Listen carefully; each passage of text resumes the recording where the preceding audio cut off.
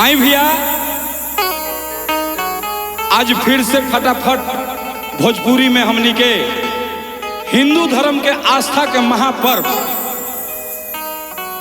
छठी माता के गीत गावे के मौका मिलल बा, जवन की बड़े भाई श्री राघवेंद्र प्रताप सिंह के द्वारा आज फटाफट भोजपुरी में हमनी के गा रहल बानी जा और बहुत आनंद आवता।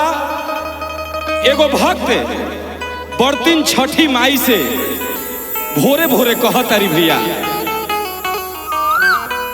का कहतारी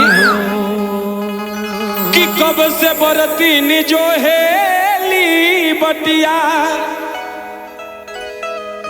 कि कब से बर्तिन जो हेली बटिया, कोयल मचावे शोर ये सूरज देव, उगी न होई गईल भोर ए सूरज देव, उगी न होई गईल भोर। ए कब से बर्तिन जो हेली बटिया, कब से बर्तिन जो हेली बटिया, कोयल मचावे शोर ए सूरज देव, उगी न होई गईल भोर ए सूरज देव, उगी न होई गईल भोर ए सूरज देव, उगी न होई गईल भोर।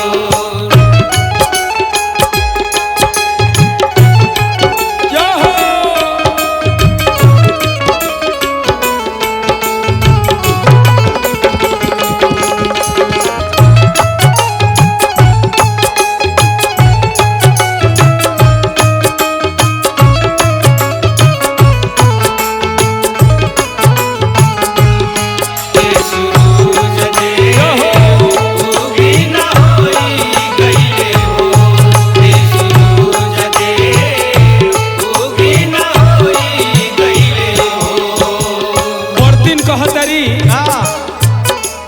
कि रोज तरौआ जल्दी उग जाइला, आज काहे देर कइले बानी राजू बाबा।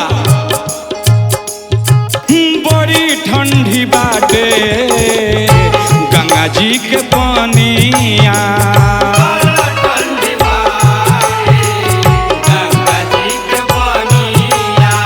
ए थर थर कांपेला हमरो बदनिया,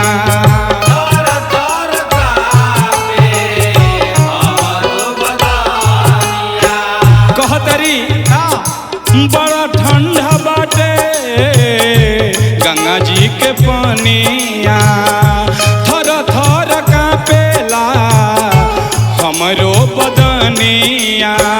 सहिल दुख हाथ ले कल सुप हो, सहिल दुख हाथ ले कल सुप हो, भइले अन्हार घन घोर ए सूरज देव, उगी न होई गईल भोर ए सूरज देव, उगी न होई गईल भोर ए सूरज देव, उगी न होई गईल भोर ए सूरज देव, उगी न होई गईल भोर।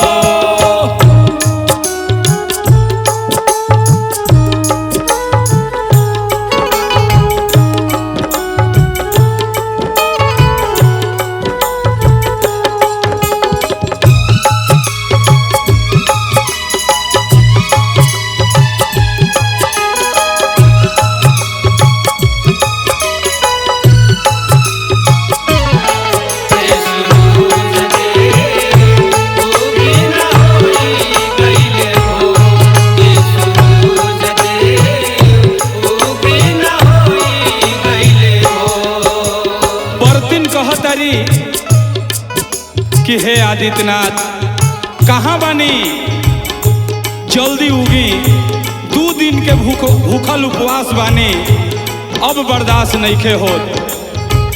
रोज जल्दी उगते रही आज कहीं देर हो, रोज जल्दी उगत रही आज कहीं देर हो, अब कब उगब बाबा भइले सवेर हो।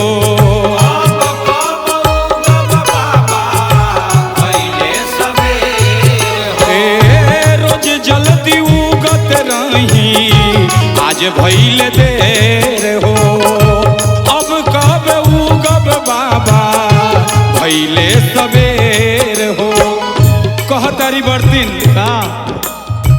बार बार गोहरावस गोपाल जी, बार बार गोहरावस गोपाल जी, बार बार गोहरावस गोपाल जी, बार बार गोहरावस गोपाल जी। दोनों हथवा जोर ए सूरज देव उगी न होई गईले भोर। ए सूरज देव उगी न होई गईले भोर।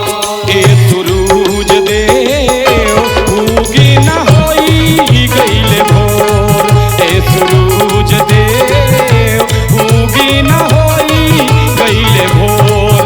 ए सूरज देव उगी न होई गईले भोर। ए सूरज देव उगी न होई गईले भोर। बोल छठी मैया की जय।